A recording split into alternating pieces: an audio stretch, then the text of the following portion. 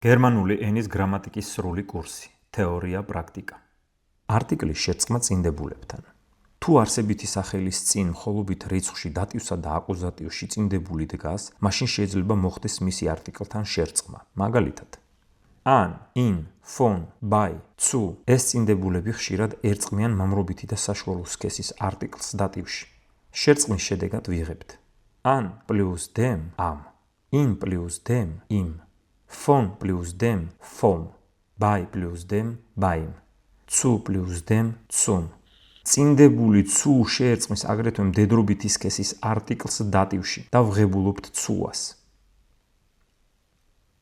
auf, an, in და ზოგიერთი სხვა წინდებულები საშუალო სქესის არტიკლს ერწყმის აკუზატივში.